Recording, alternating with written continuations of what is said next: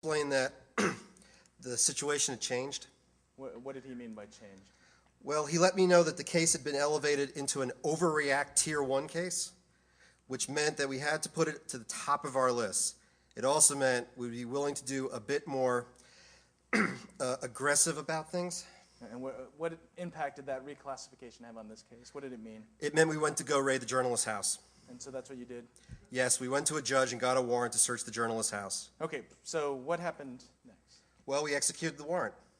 So please turn in the exhibit folder in front of you to tab 2. Do you recognize this document? Yes, I do. It's the search warrant inventory. Okay, and Your Honor, the government moves exhibit 2 into evidence. Any objection? It's admitted.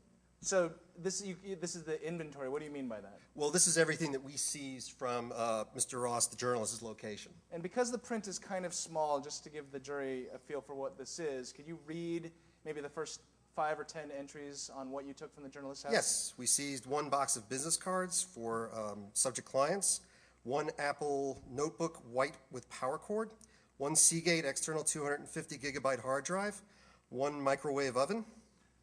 Microwave oven? Well, it was one of those, looked like a computer-controlled microwave oven, so we thought it's possible some information might have been hidden in the oven.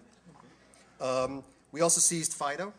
So Fido, is this some sort of computer technology? That's his dog. His dog had a tracking chip under the skin, and we felt it was very possible that information could have been hidden in that tracking chip. And as you understand from our overreact training, any potential piece of evidence, no matter how incredibly stupid it sounds, must be seized. All right. I think the jury's heard enough. Let's stop reading the list. So can you tell the jury what you found when you brought all of this back to your lab to analyze it? We found the email the journalist's source had sent to the journalist. Okay, so please turn your binder to Exhibit 3. Is this the email that you were referring to? I'm not sure I have the right one. Yes, I do. Okay, Your Honor, once again, admitting this in Any evidence. objection to admission? It's admitted.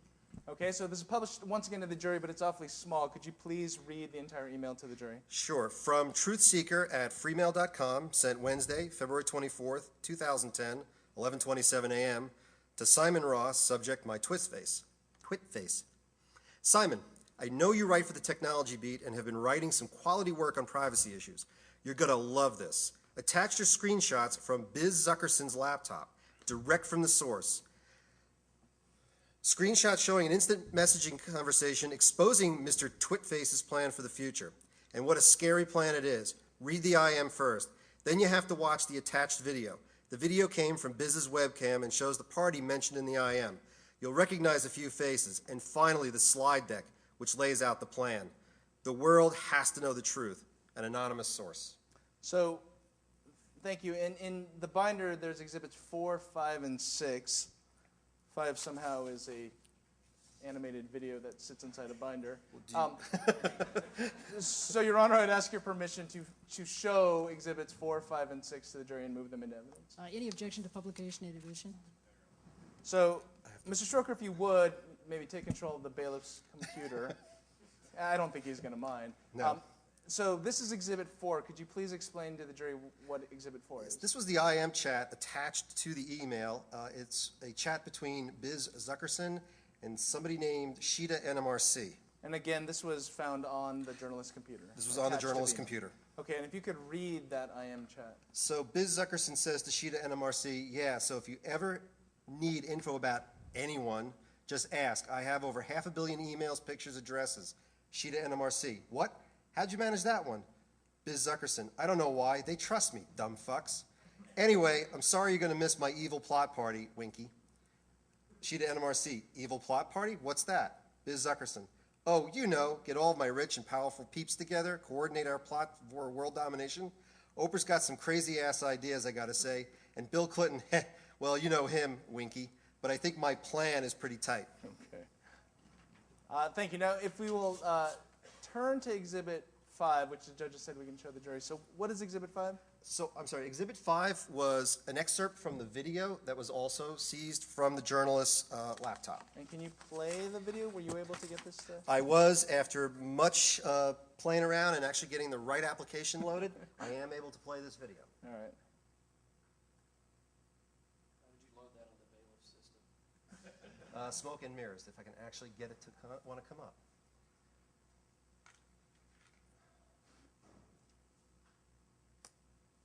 having some technical difficulties.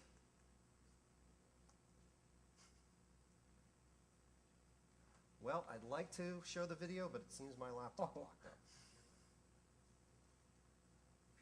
I'm going to minimize.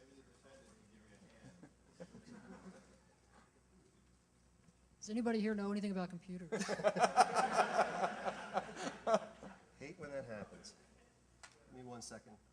There we go.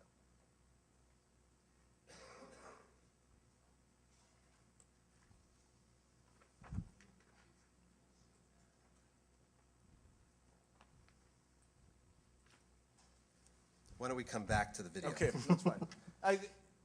It probably wasn't worth all the buildup anyway. Could you describe for the jury what we might have seen? This is like that Brady Bunch episode where Cindy didn't show up for the magic trick. Could you tell them what you might have seen? And we will be able to show it, but what you might have seen was a bunch of people in Biz Zuckerson's house looking at a laptop through the laptop's webcam. Okay. And then turn to Exhibit 6, please. Is your computer up for that, or is it just not coming up? No, which one was Exhibit 6? The slides. The slides are on. No, that's fine. Just read the Oh, you don't even have a copy of them. All right. Could you describe the travails of live TV, right? Could you describe what slide 6 basically? Well, slide 6, which were actually 3 slides, were 3 PowerPoint slides showing something called an evil plan for world domination. Okay. Your Honor, in light of technical difficulties, we ask leave to display these at some later point. We will suspend the rules of evidence at That's your wish. wonderful. Okay, so let's turn back to the sequence of your investigation, Agent Stroker. So you have this email with the attachments. What did you do next? Well, I analyzed the email headers. They included the IP address of the computer used to send the email. And where did that IP address lead you? It led me to Leet Coffee and Tea in Burbank, California. Okay, so turn in your binder to Exhibit 7. Which I'm working on. Let's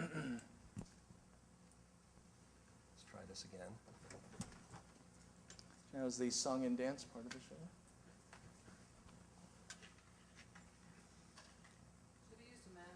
show. Seriously. Oh, there we go. Okay. I can now show. Just let's skip the video. Skip the video, but here are the Okay, slides. but I can show the evil slides taking over the world. I Okay. believe that's Pinky and the Brain. Something for requirements for world domination, money, power, and stealth. And something with a guy named Dr. Evil. Got it. Okay. And then we were on Exhibit 7, if you could please. Right. So that was, this is the stipulation.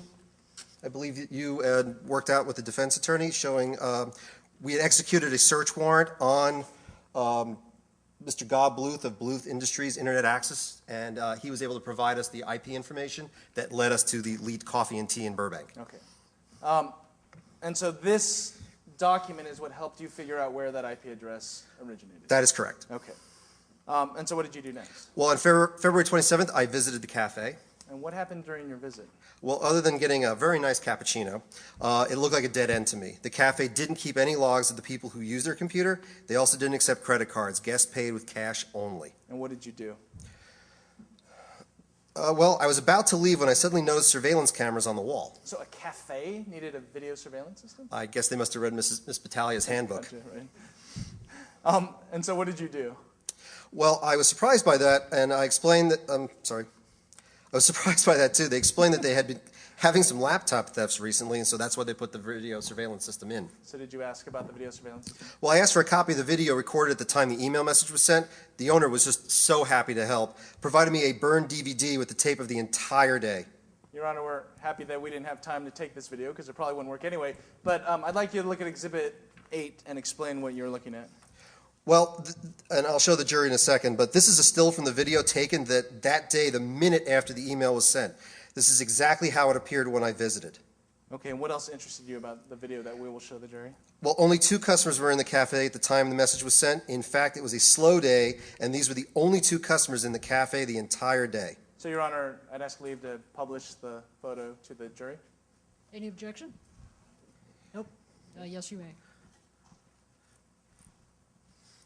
Okay. And so what did you do with this still? Well, obviously, I showed the video to Mr. Zuckerson and Ms. Batali, I'd hope they would recognize one of the two people on here. And did they recognize? Yes, they immediately recognized Weasel. Obviously, from this picture, you can tell this is exactly the defendant at the end of the table here. Your Honor, if the record would reflect that the witness has identified the defendant as the person appearing No, in the record shall reflect. Okay. And so what did you do next? Well, with this information, we got a search warrant to search Weasel's house, When did that search occur? February 28th. So you were moving pretty quickly at this point. Well, you know how we are at overreact. Never react, always overreact. What happened next? Well, we searched his house and we seized 5 computers. Well, at least we seized the 5 that were actually working. I think he said something about having 42. Okay. And did you find anything on these computers? Many things. First, we found copies of the code used in the exploit. And so did you analyze the exploit? Yes, and in my expert opinion, these are exact copies of the code Batali found on my TwitFace's systems. And what else did you find? The computer had a Tor client installed. So was there anything else? Well, copies of the video and screenshots sent to the journalist. Again, a forensic comparison confirmed these are identical copies to those sent to the journalist. Anything else? Well, I analyzed the email messages stored on Weasel's computer. I found in Weasel's sent folder a copy of the message sent to the journalist with the attachments. Seems like an implausibly good case you were building. I'll tell you, we had overreact. Okay. And what else did you find in the email account? 2 other pieces of email that seemed relevant to the case. So, Your Honor, we'd like to turn to Exhibit 9 and 10. Perhaps to give Agent Stroker a break, we could have the defendant read from Exhibits 9 and 10. Is there any possible objection of having your client actually read a piece of evidence to the jury? Your Honor, I invoke Rule 23, which is the dramatic license rule. Oh. This would actually help us. You get me every time with that.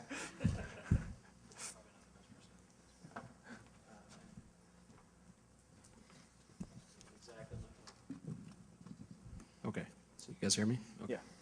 Yeah, What exactly am I supposed to be reading from the this? entire The thing. whole thing. The whole thing. All right, my apologies. Even the headers, or Why don't you skip to the body? Skip to of the it? good stuff. skip to the bottom? Awesome, count me in. No, okay. Saw the news about Biz Zuckerson.